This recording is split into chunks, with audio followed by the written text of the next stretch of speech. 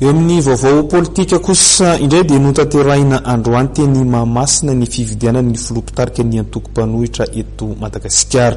Voafita tamin'izany ny filohan'ny antoko Tamami Samiary Florio.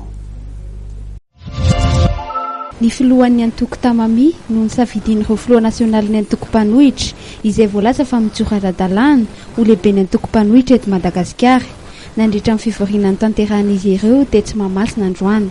Nataony fihaonana, nataony fampanantonana sy fandrisan-dahatra asa amina tsy aritenany izay parti politika mpanohatra tao anatin'izay tantanana ny rahapirenena ny diptona latsaka zay fa natao ankilabao ny mpanohatra ary natao anjorom-bala mihitsy ary.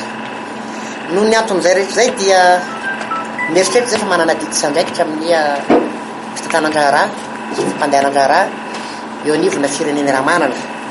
Indrindra moa ny lalana ny fiham-panohitra dia voalaza ao anatin'ny artikla 14 ny fipetraka izany hoe tokony hanana anjara mavitrika ao ny mpanohatra amin'ny hoe second vice-président hitondra ny anjara portovaika amin'ny famola-volana ny lalàna sy fampandaniana ny lalàna hitondra ny etaetan'ny mpanohatra. Ny roso tokoa zay tao anatin'izay hoe fanantonana fampandrisan-dahatra dia tonga amin'izao farahitrahana ny lehibe mpanohatra araky ny voalaza ny filoha nasional'ny PLD izay soraka azy manokana satria dia anisan'ny namary ny antso izy.